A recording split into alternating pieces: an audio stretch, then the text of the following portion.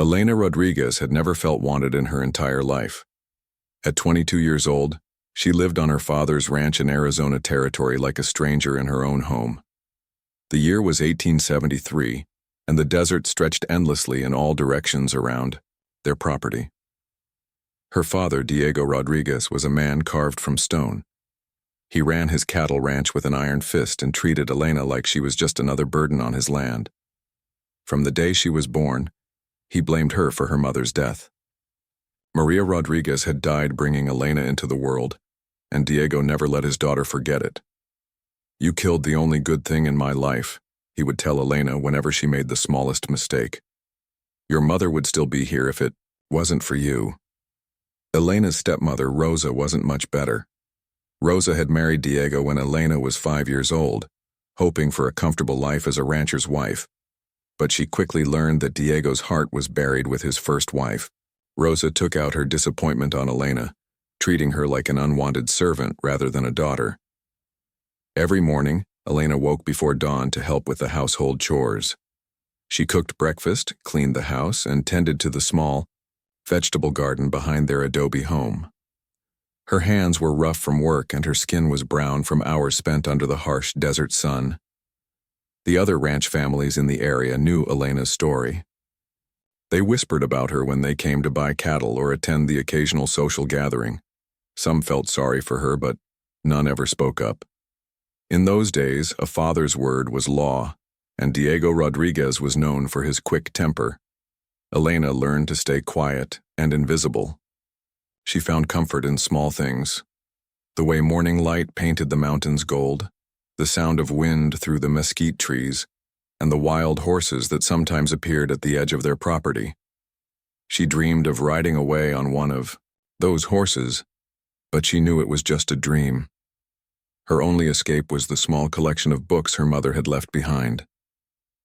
Elena taught herself to read by studying the worn pages by candlelight after everyone else was asleep. The books told stories of faraway places where people were kind to each other, where daughters were treasured instead of resented. But reality always came crashing back each morning. Diego never showed Elena any affection.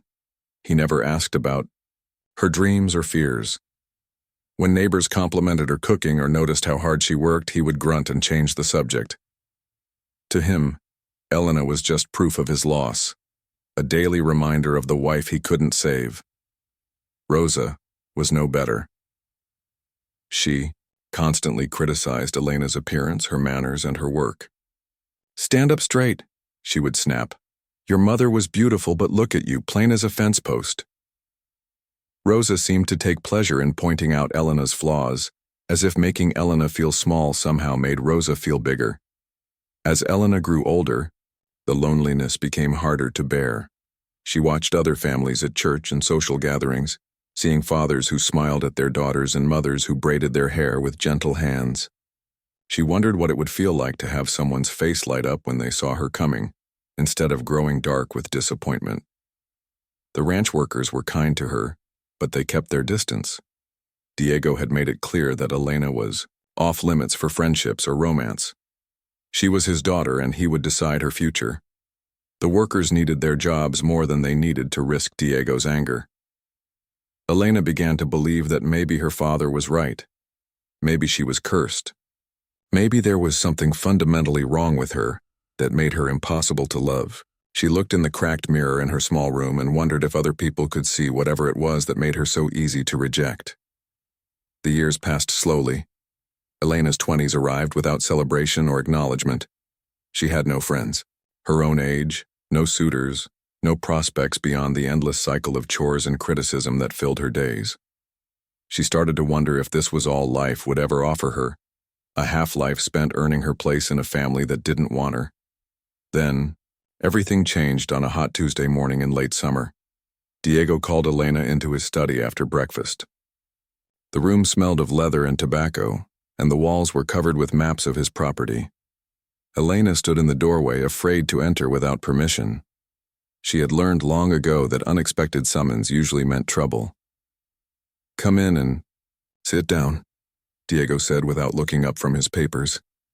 His voice held none of the warmth a father should have for his daughter. Elena perched on the edge of a wooden chair, her hands folded in her lap. "I've made arrangements for your future," Diego announced, still not meeting her eyes. "Byron Caldwell has asked for your hand in marriage. The wedding will be in 3 weeks." Elena felt the blood drain from her face. Byron Caldwell owned the ranch next to theirs, and his reputation was darker than storm clouds. His first wife had died under mysterious circumstances just 2 years after their wedding. The few times Elena had seen him, his eyes had made her skin crawl. He was 20 years older than her, with cruel hands and a voice like gravel. "But Papa, I don't know him," Elena whispered. "I don't love him." Diego finally looked at her and his eyes were cold as winter. "Love?" He laughed, but there was no humor in it. "What do you know about love? You've never brought anything but sorrow to this family. Byron is willing to take you off my hands and pay well for the privilege. His ranch borders ours. It's good business." Elena's heart hammered against her ribs. "Please, Papa, I'll work harder. I'll stay out of your way. You don't have to." "The decision is made." Diego cut her off. "Rosa has already started preparing your wedding dress. You should be grateful. Byron could have chosen any woman in the territory, but he's willing to settle for you." Elena stumbled out of the study, feeling like the world was spinning around her. She ran to her small room and collapsed on her narrow bed, tears streaming down her face. 3 weeks. In 3 weeks, she would be handed over to a man who looked at her like she was livestock he was considering purchasing. She had heard the whispers about Byron Caldwell. The Mexican workers crossed themselves when his name came up. His first wife, they said, had started out cheerful and lively, but became quiet and frightened in the months before her death. The doctor said her heart had simply stopped, but the workers whispered about bruises they had seen on her arms. That night, Elena barely slept. She stared at the ceiling and tried to imagine a life as Byron Caldwell's wife. She pictured herself, growing old in his shadow, bearing children who might never know kindness, becoming another ghost haunting another unhappy house. For the next 2 weeks, Elena moved through her days like she was walking underwater. Rosa fussed over wedding preparations, treating the event like it was a celebration instead of Elena's funeral. Diego seemed relieved that his burden would soon be someone else's responsibility. Elena tried once more to change his mind. "Papa, please. I have a bad feeling about Mr. Caldwell. Can't you find someone else?" Diego's face darkened with anger. "Ungrateful girl. Do you think offers like this grow on trees? Byron is doing us a favor by taking you. Any other man would want a dowry, but he's willing to pay us. You should be on your knees thanking me." Elena realized then that her father saw her as nothing more than property to be sold. She wasn't his daughter. She was a burden he was finally getting rid of, and if he made money in the process, all the better. The night before the engagement party, Elena sat on her bed and stared at the wedding dress Rosa had laid out.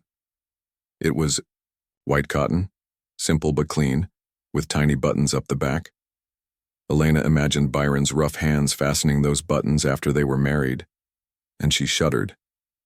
She thought about her mother then, the woman she had never known but whose death had shaped every day of Elena's life. Elena wondered if Maria Rodriguez had been happy before she married Diego, or if she too had been handed over to a man who saw her as a transaction rather than a person. Elena made her decision as the desert wind howled outside her window. She would not become another woman who disappeared into a man's cruelty. She would not spend her life apologizing for existing or walking on eggshells around someone else's anger. If she was going to die, she would die free under the stars rather than caged in another loveless house. Elena packed a small bundle with her mother's books, a water bottle, and what little food she could take without being noticed. She left her wedding dress on the bed and slipped out of the house just before dawn. The desert stretched before her like an ocean of sand and stone. Elena had no idea where she was going or how she would survive, but for the first time in her life, she was choosing her own path. Even if that path led to her death, at least it would be her choice. The sun rose behind her as she walked west, leaving the only home she had ever known. With each step, Elena felt lighter. The weight of 22 years of rejection and disappointment began to fall away. She might die alone in the desert, but she would die as herself, not as Byron Caldwell's property. Elena Rodriguez walked into the unknown, finally free. Dakota was a name that meant friend to everyone in the Apache language, but these days, Dakota had very few friends left in the world. The white settlers had seen to that. As a warrior of the Chiricahua Apache, he had watched his people's world shrink year by year as more settlers arrived and the government pushed his tribe onto smaller and smaller pieces of land.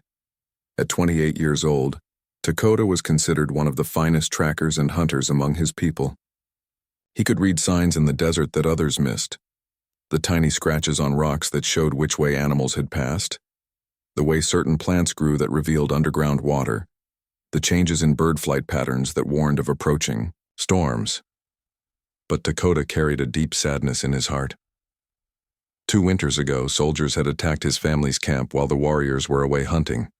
When Dakota returned, he found his wife Ayana and their baby son among the dead. The soldiers had shown no mercy, not even to the children. Since that terrible day, Dakota had led a small band of Apache who refused to go to the reservation. They lived as their ancestors had, moving through the desert and mountains, taking only what they needed and leaving no trace of their passing. The group included his cousin Nalnish, an old medicine woman named Desba, and a few other families who chose freedom over the false safety of government land. Dakota's heart had turned to stone after losing his family. He felt nothing but anger toward the white settlers and soldiers who had taken everything from him. He trusted no one outside his small band, and even then, he kept his feelings locked away where no one could reach them. On the morning he found Elena, Dakota was tracking a wounded deer through a canyon about 30 miles from the nearest ranch. He followed the blood trail carefully, knowing his people needed the meat. But when he reached the place where the deer had finally collapsed, he found something he wasn't expecting. A white woman lay unconscious next to a large boulder, her face burned red by the sun. Her lips were cracked and bleeding from thirst, and her breathing was shallow and rapid. She wore a simple brown dress that was torn and dusty from her journey through the desert. Dakota's first thought was to leave her there. His people had learned to avoid white settlers whenever possible. Nothing good ever came from contact with them. The woman would probably die within a few hours, and her death would be one less problem for the Apache to worry about. But something made Dakota pause. Maybe it was the peaceful expression on her face even in unconsciousness. Maybe it was the way her hand was clutched around a small bundle that contained books instead of jewels or money. Maybe it was simply that she looked so small and helpless against the vast desert landscape. Dakota knelt beside her and checked for signs of life. Her pulse was weak but steady. She had been smart enough to seek shade, which probably saved her life. Most white people who got lost in the desert died because they kept walking in the sun instead of waiting for cooler temperatures. He noticed other things too. Her hands were rough with calluses, not soft like the hands of wealthy white women he had seen. Her dress was clean but simple, mended in several places. This was not a woman who had lived an easy life.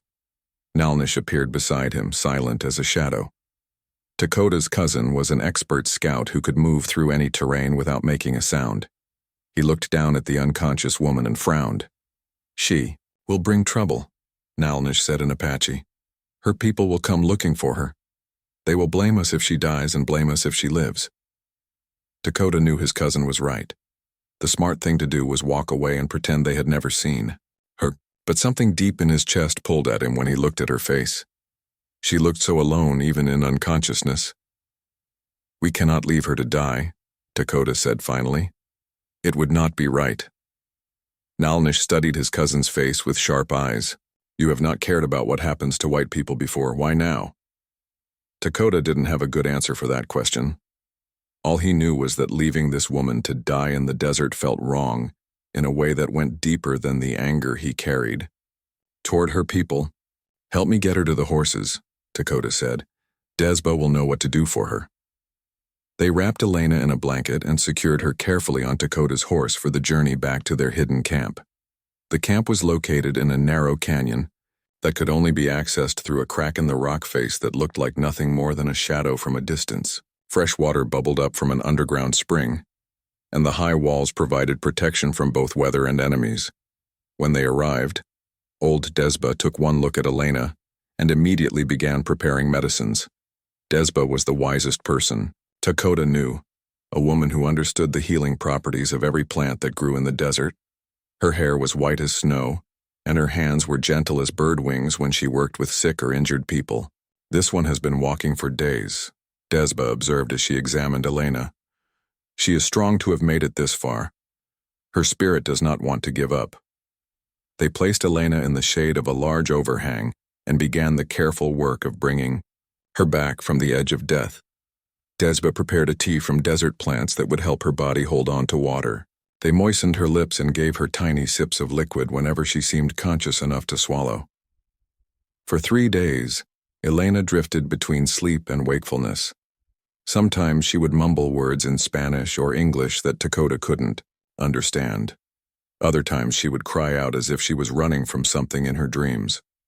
Dakota found himself staying close to where she rested, even when he should have been hunting or maintaining their weapons. He told himself he was just making sure she didn't wake up and panic when she saw where she was, but the truth was more complicated. There was something about this woman that called to the part of his heart he thought had died with his family. Maybe it was the way she looked so small and lost. Maybe it was the sadness he could see in her face even when she slept. Or maybe it was simply that she needed help, and helping someone felt good after so many months of anger and revenge. On the 4th morning, Elena's eyes fluttered open and stayed open. She looked around the camp with confusion but not fear, which surprised Dakota. Most white people would have screamed or fainted when they realized they were surrounded by Apache. Instead, Elena tried to sit up and immediately winced from the pain of sunburn and dehydration. Dakota was beside her in a moment, offering her a cup of water. "Slowly," he said in careful English. "Small sips." Elena looked at him with eyes the color of desert sage.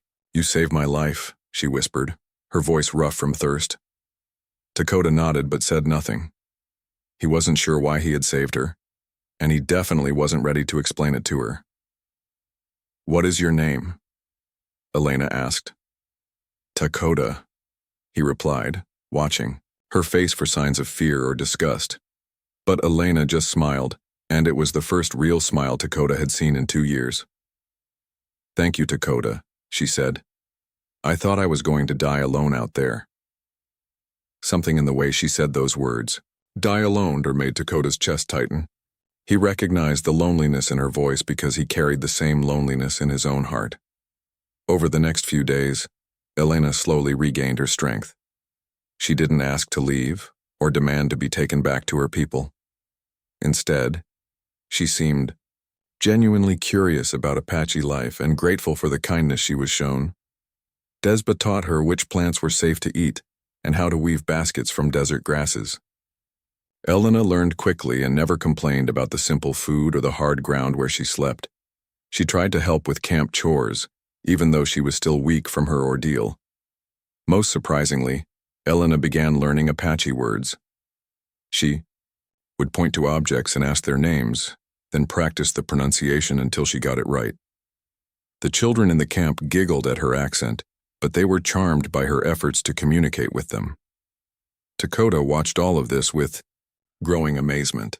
He had expected Elena to be demanding and helpless like other white women he had observed from a distance. Instead, she was humble and eager to learn. She treated everyone in the camp with respect, from the eldest medicine woman to the smallest child. But what affected Dakota most was the sadness he glimpsed in Elena's eyes when she thought no one was watching. It was a deep sadness that reminded him of his own grief. He began to wonder what had driven her into the desert alone, and why she seemed so reluctant to talk about her past. One evening, as they sat by the fire and listened to Desba tell traditional stories, Elena spoke quietly to Dakota. "I know you must wonder why I was out there alone," she said. "Why I haven't asked you to take me back." Dakota looked at her across the flickering flames. "Your reasons are your own," he said. "We all carry burdens we don't wish to share." Elena was quiet for a long moment. Then she said, "I've never felt as safe anywhere as I do here with your people." That probably sounds strange. It didn't sound strange to Dakota at all. Despite everything his people had suffered, despite the reasons they had to hate and fear, they had shown this lost woman nothing but kindness. It was the Apache way, to help those who needed help, to protect those who couldn't protect themselves. My people believe that everyone deserves a chance to find peace, Dakota said. You are welcome here as long as you need to stay. The weeks passed like pages turning in one of Elena's beloved books. Each day brought new discoveries, new connections, and a growing warmth in her heart that she had never experienced before. For the first time in her life, Elena woke up each morning feeling wanted and valued. Dakota became her teacher and constant companion. He showed her how to read the subtle signs that revealed the desert's secrets, how to find water by watching where birds gathered at dawn, how to predict weather changes by observing the behavior of insects, and how to move silently across rocky ground without leaving traces. The desert speaks to those who know how to listen, Dakota explained as they tracked a family of rabbits through a maze of cacti and brush. Everything is connected. The plants, the animals, the water, the wind. They all tell stories if you pay attention. Elena found herself paying attention to everything. She learned that different bird calls meant different things. Warnings, territorial claims, or simply joy at finding food. She discovered that certain flowers bloomed only in places where underground streams ran close to the surface. She began to understand why the Apache moved camp frequently, following ancient patterns that kept them in harmony with the seasons and the land. But more than the practical skills, Elena absorbed something deeper. She saw how the Apache people treated each other with respect and kindness. Children were never yelled at or hit, but guided with patient words and good examples. Elders were honored for their wisdom, and their stories were treasured gifts passed down through generations. It was so different from the harsh, cold world Elena had known. In Dakota's band, people helped each other without being asked. When someone was sick, everyone contributed to their care. When food was scarce, it was shared equally. When decisions needed to be made, everyone's voice was heard. Elena found herself changing in ways that surprised her. The tension she had carried in her shoulders since childhood began to melt away. She laughed more in those weeks than she had in her entire previous life. Her hands grew skilled at traditional Apache crafts, and she took pride in contributing to the group's daily needs. Most of all, she found herself drawn to Dakota in ways that both thrilled and terrified her. He was unlike any man she had ever known. Where her father and other men from her world were harsh and demanding, Dakota was gentle and patient. He listened when she spoke, really listened, as if her thoughts and feelings mattered to him. Dakota was fighting his own internal battles. Every day he spent with Elena, his heart grew more attached to her presence. He loved the way she concentrated so seriously when learning a new skill, her tongue sticking out slightly between her teeth. He loved her quick laugh and the way she wasn't afraid to ask questions. He loved how she treated everyone in their small community as if they were family. But Dakota also carried deep fear. He had lost everything once before, and the pain had nearly destroyed him. Caring for Elena meant opening himself up to that kind of loss again.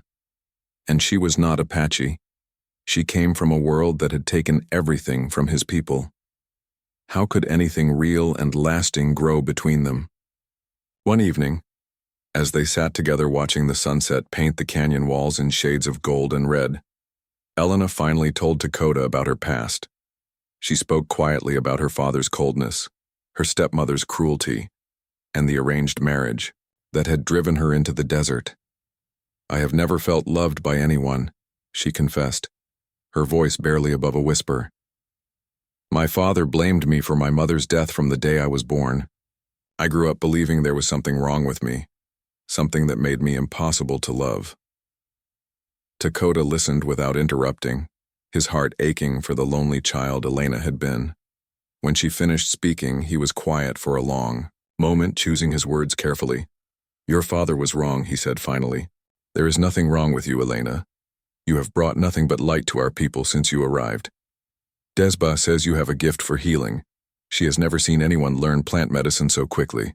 The children follow you around because you make them laugh. You work harder than anyone to help with camp duties even though you are still a guest here. Elena looked at him with tears in her eyes. Do you really believe that? I know it, Dakota said firmly. Your father was blind to your worth, but his blindness does not change who you are. That night marked a turning point in their relationship. Elena began to believe that maybe, just maybe, she was worthy of care and affection, and Dakota began to hope that his heart might be strong enough to love again. They started spending more time alone together. Dakota took Elena on longer tracking expeditions, teaching her to hunt small game and identify edible plants. Elena taught Dakota to read English words using her mother's books to show him the letters and their sounds. During these quiet times together, they shared more of their stories. Dakota told Elena about his wife Ayana and their baby son, how happy they had been together, and how their deaths had nearly broken his spirit. I thought I would never care for anyone again, he admitted as they rested beside a small stream. The pain of losing them was so great, I decided it was safer to keep my heart closed. Elena understood completely. I thought I was protecting myself too, she said. If you never expect love, you can't be disappointed when you don't receive it. They looked at each other then, both recognizing the walls they had built around their hearts and the way those walls were crumbling in each other's presence. What are we doing, Dakota? Elena asked softly. I don't know, he admitted, but I know I don't want it to stop. Their first kiss happened 3 days later, as they watched storm clouds gather over the distant mountains. It was gentle and hesitant, full of all the fear and hope they both carried. When they broke apart, Elena was crying. I never thought I would feel this, she whispered. I never thought anyone would want to kiss me. Elena, Dakota said, taking her face in his hands. You are beautiful and kind and strong. Any man would be honored to love you. But you're not just any man, she replied. You're the only one who matters. From that moment on, they stopped fighting what was growing between them. They were careful to be respectful around the others in the camp, but everyone could see the change in both of them. Dakota smiled more than he had in years. Elena carried herself with new confidence and joy. Desba watched them with knowing eyes and a small smile. Love finds a way, she told Elena one morning as they gathered medicinal plants together. It crosses all boundaries when it is meant to be. But we're from such different worlds, Elena said, voicing the fear that kept her awake at nights. How can this work? Love makes its own world, the old woman replied wisely. You have already begun building it together. Elena wanted to believe that, but she knew the outside world would not be so accepting. Her people would never understand what she had found with Dakota and his band, and Dakota's people had every reason to distrust and resent white settlers. Still, for those magical weeks, they allowed themselves to exist in their own small world. Dakota taught Elena to shoot a bow and arrow, laughing when she missed the target, completely at first but cheering when she finally hit it. Elena taught him to write his name in English letters, and he carved those letters into a piece of smooth wood as a keepsake. They talked about their dreams and fears late into the night. Dakota shared his vision of a world where Apache and white people could live in peace, respecting each other's ways.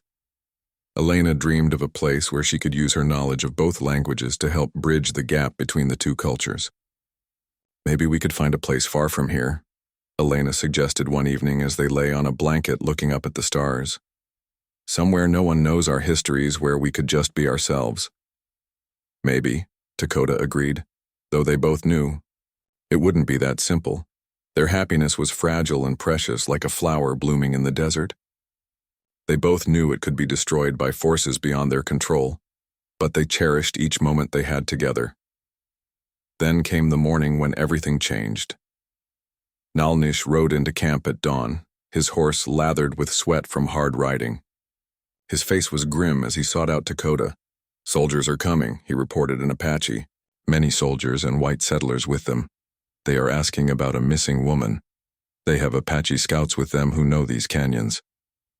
Elena felt her blood turn to ice. She had known this day would come, but she had hoped for more time. How long do we have? Dakota asked, his voice steady despite the turmoil Elena could see in his eyes. Maybe 1 day, maybe 2, Nelnish replied. They are moving slowly because they are searching every canyon and cave. But they will find us. The camp immediately began preparations to move. The Apache had survived for generations by staying ahead of their enemies, never remaining in one place long enough to be trapped. But this time was different. This time they weren't just running from soldiers. They were running from Elena's past, and there was no guarantee that distance would keep them safe. As Elena watched the people who had become her family pack their belongings with practiced efficiency, she made a terrible realization. Her presence was putting them all in danger. If her father and the soldiers found her here, they would assume the Apache had kidnapped her. They would use her rescue as an excuse to attack or arrest people who had shown her nothing but kindness. Dawn came too soon, bringing with it the sound that Elena had been dreading. Horses approaching their canyon. Many horses, moving with the steady rhythm of military riders who knew their destination. Dakota was awake instantly, his warrior instincts taking over. He moved silently through the camp, waking the others with gentle touches and urgent whispers.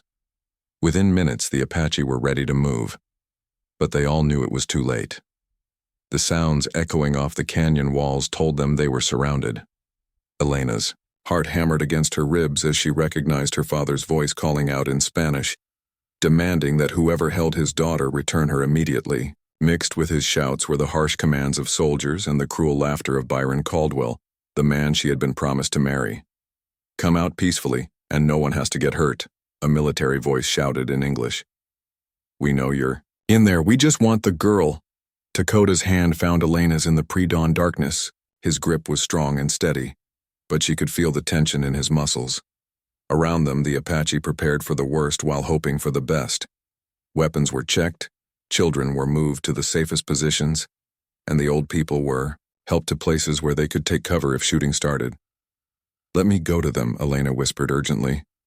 I'll tell them I came here on my own, that you found me nearly dead and saved my life. No, Dakota replied firmly. They will never believe that story. To them, we are nothing but savages who steal white women. Elena knew he was right, but she had to try something. She couldn't bear the thought of these good people being hurt because of her choices.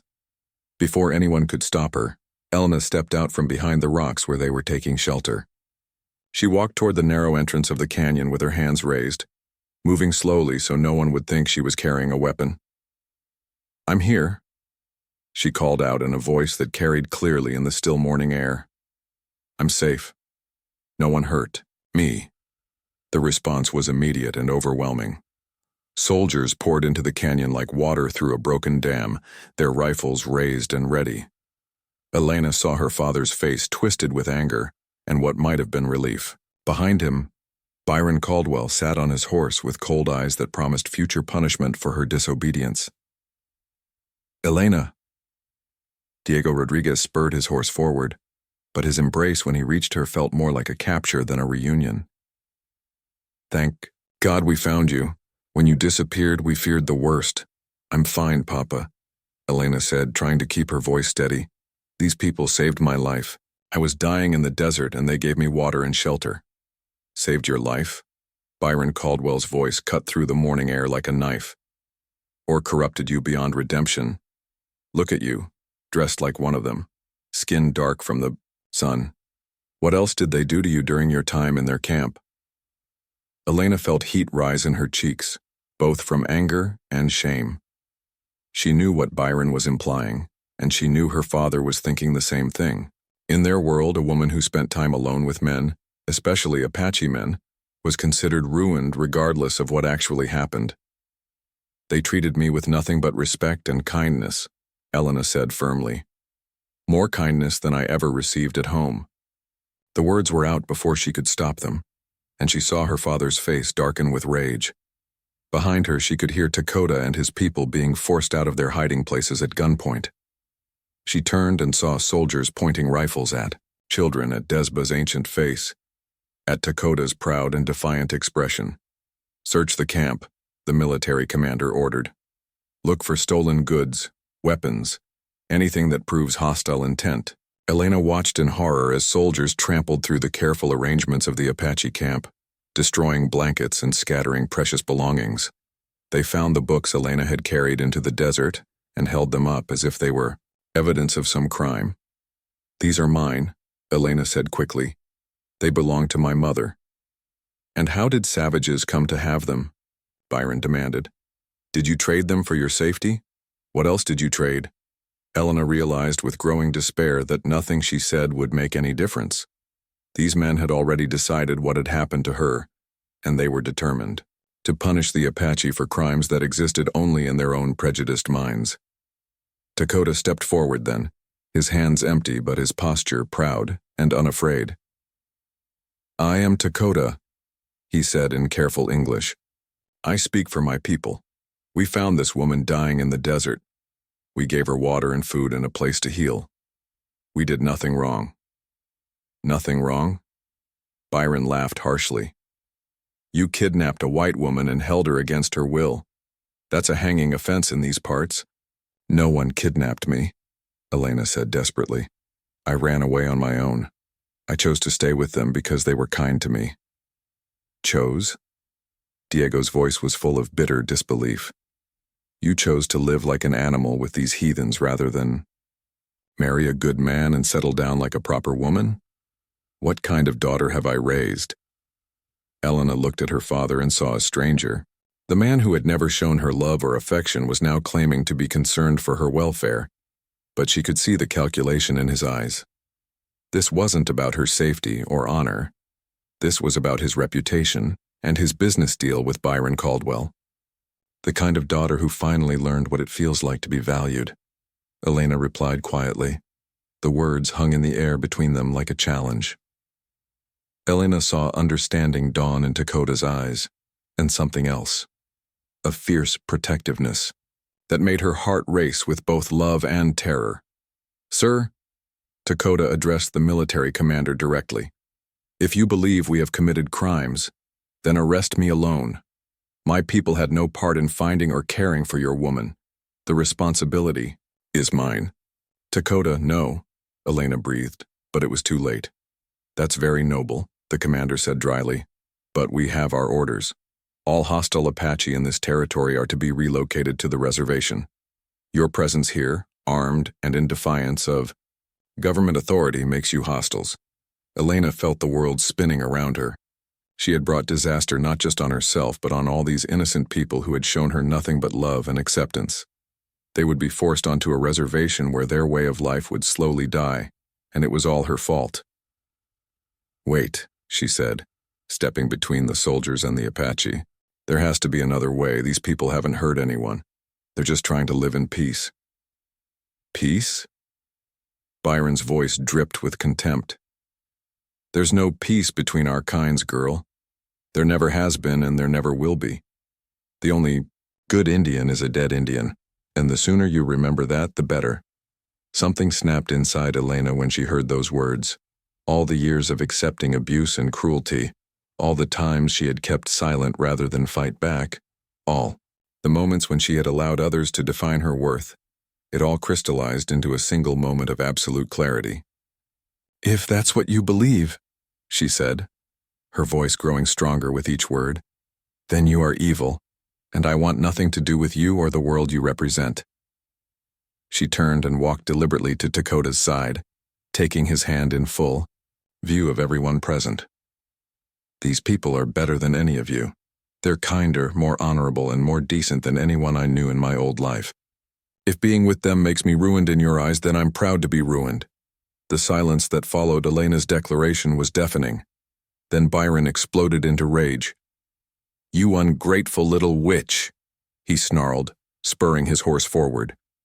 "After everything I was willing to overlook, after the generous offer I made for damaged goods, this is how you repay me?" Byron raised his riding crop as if he intended to strike Elena, but Dakota moved faster than thought. In one fluid motion, he stepped in front of Elena and caught Byron's wrist before the blow could land. "Touch her," Dakota said in a voice like winter wind, "and you die."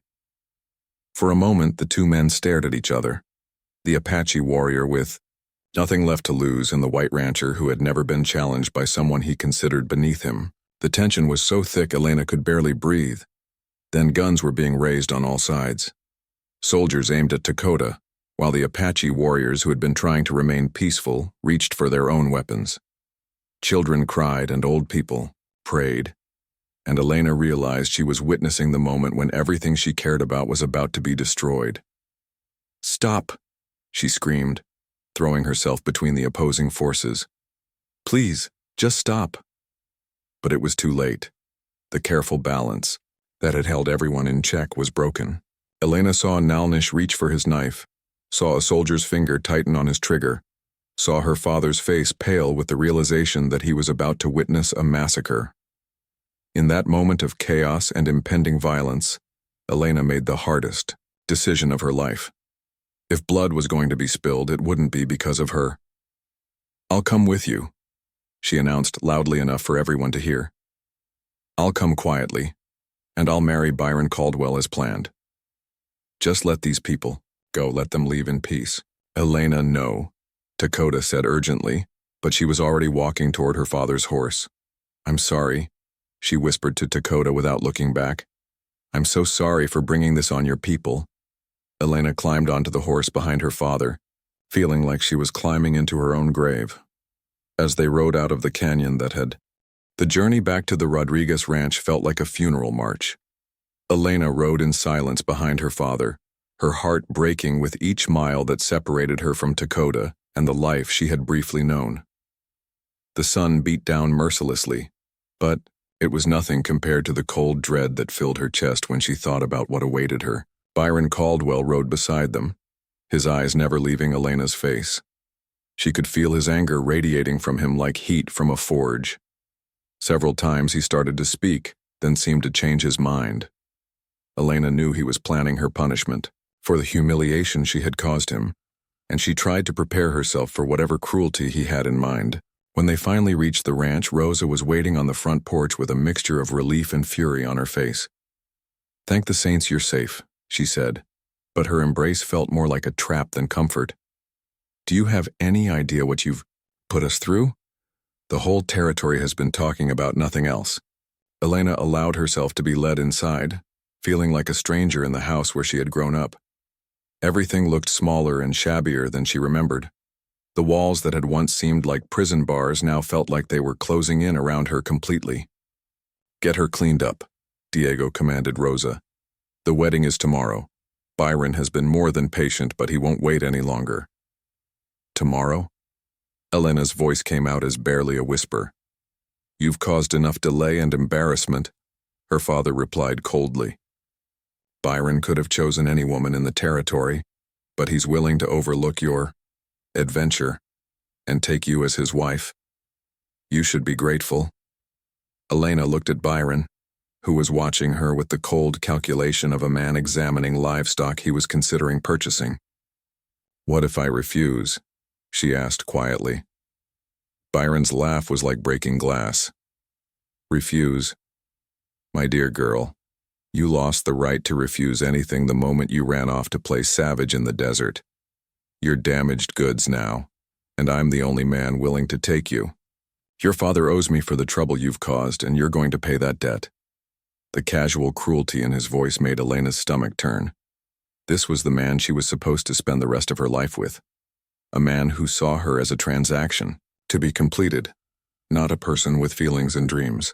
That night, Elena lay awake in her childhood bedroom, staring at the ceiling and trying to find some way out of the trap that was closing around her.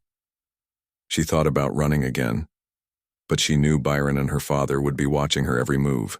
She thought about Dakota and wondered if he was safe, if his people had managed to avoid the soldiers and find a new hiding place.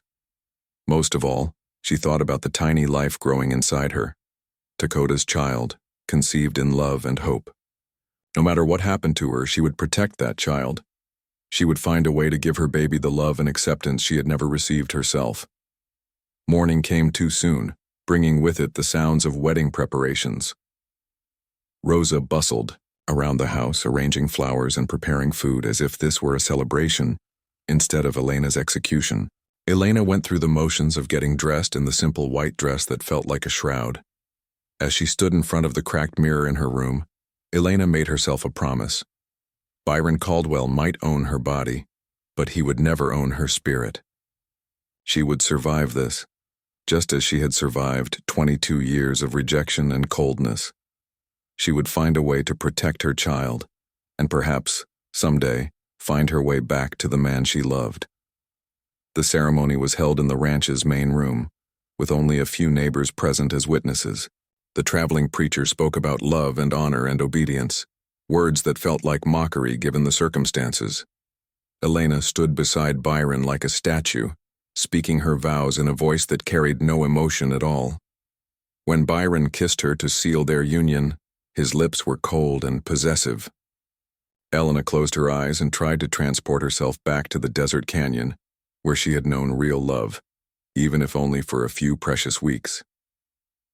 The wedding guests left after a simple meal, and Elena found herself alone with her new husband for the first time. Byron had been drinking throughout the afternoon, and she could see the cruel satisfaction in his eyes as he looked her up and down. "Well, Mrs. Caldwell," he said, the name sounding like a curse on his lips. "Time to discuss the rules of our marriage." Elena lifted her chin and met his gaze steadily. "What rules?" "First, you will never mention your time with those savages to anyone. As far as the world is concerned, you were lost in the desert and barely survived until we found you. Second, you will be a proper wife, obedient, respectful, and grateful for my generosity in taking you despite your compromised state." Byron moved closer, and Elena could smell the whiskey on his breath. "Third, if you ever try to run away again, I will make sure those Apache friends of yours pay the price. I have connections with the territorial government, and I can make their lives very difficult if I choose to." The threat against Dakota and his people hit Elena like a physical blow. Byron saw her reaction and smiled with cold satisfaction. "That's right," he continued. "Your noble sacrifice means nothing if you don't follow through completely. You belong to me now, and you'll do exactly what I say, or other people will suffer for your disobedience." Elena realized then that she was trapped more completely than she had imagined.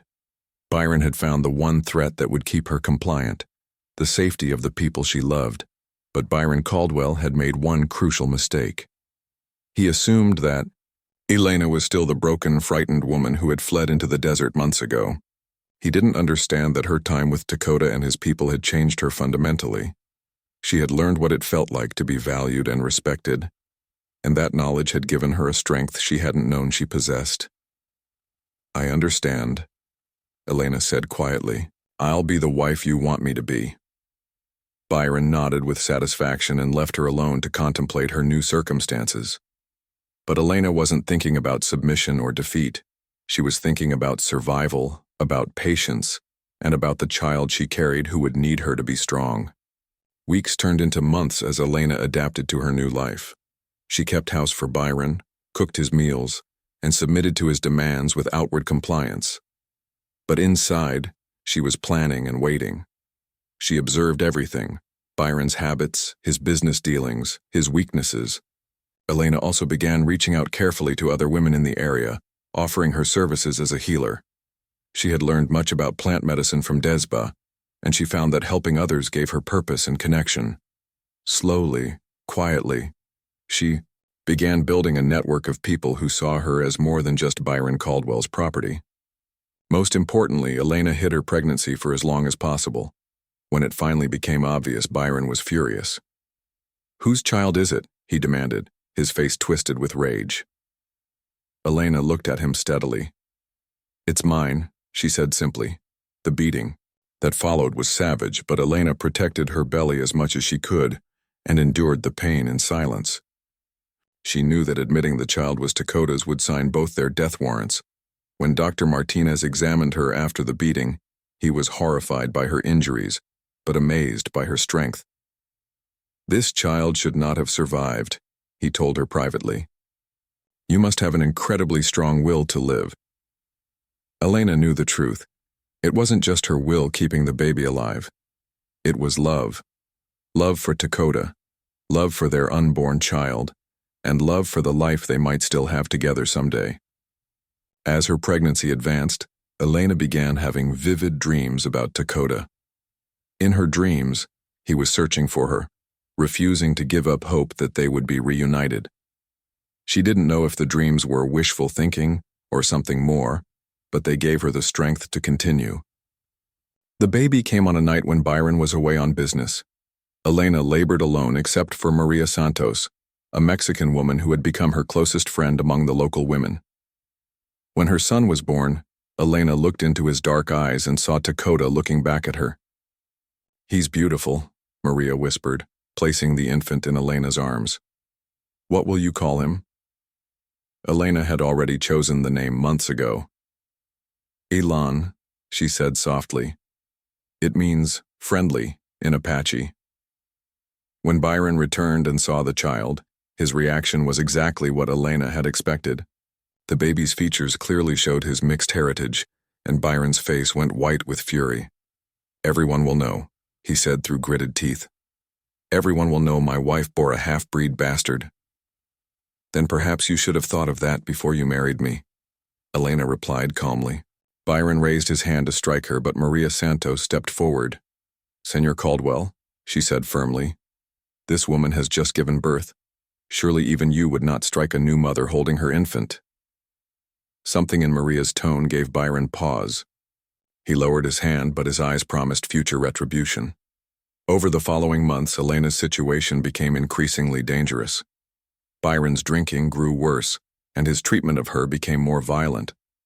But Elena had allies now, women, who had come to respect her healing skills and her quiet strength. They began visiting more frequently, bringing food and supplies, creating a protective network around her. Then came the day that changed everything.